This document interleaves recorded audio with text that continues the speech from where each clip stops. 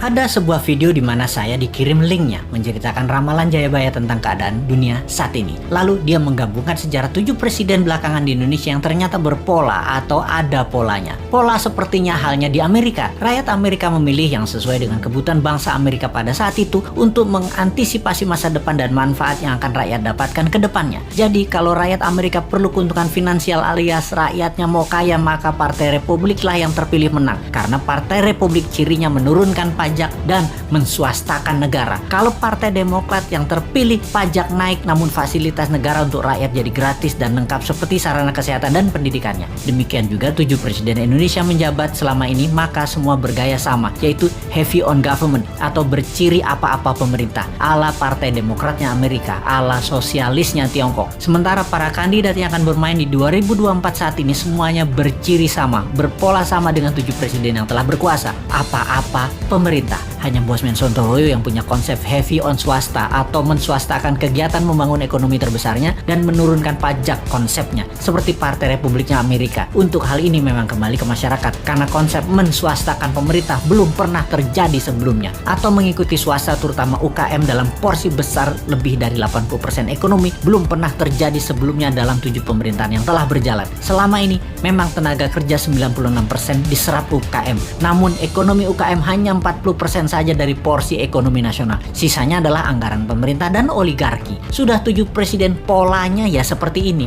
Belum pernah UKM naik kekuatannya menjadi menguasai ekonomi ke 80% atau naik 100% dari sekarang, atau 2 kali lipat kekuatan ekonomi saat ini yang bisa membuat GDP per kapita naik dari $4.000 menjadi $8.000 dalam sekejap. Sungguh, kalau mau UKM menang, juga pajak turun. Ya tidak pakai siapapun yang mencalonkan di 2024 yang saat ini ada di etalase calon presiden. Tapi entah bagaimana bangsa Indonesia apakah mau berubah atau tetap ya belum tahu juga. Apakah efek corona yang meluluh lantakkan ekonomi saat ini dan mengambiarkan kesehatan masyarakat saat ini yang dikelola oleh pemerintah yang menjabat atau oleh masyarakat masih layak menjabat ke depannya di tahun 2024? Ya terserah rakyat. Jadi kita biarkan sampai 3 tahun ke depan aja. Kita lihat di tahun 2024 akankah memilih calon dari yang ada di etalase saat ini yang berciri sama dengan 7 presiden yang lalu, atau pilih calon-calon baru yang berciri baru bahkan beda seperti ala Sontoloyo misalnya. Tentunya bukan Bosman ya, dia mah nggak pantas, orang pedagang recehan dan provokator doang bisanya. Ciri presiden yang lalu-lalu adalah kuat hutang pinjaman dari negara lain. Dulu banyaknya ke IMF, sekarang malah 2, IMF dan Tiongkok. Dan nanti kalau yang jadi salah satu dari kandidat yang ada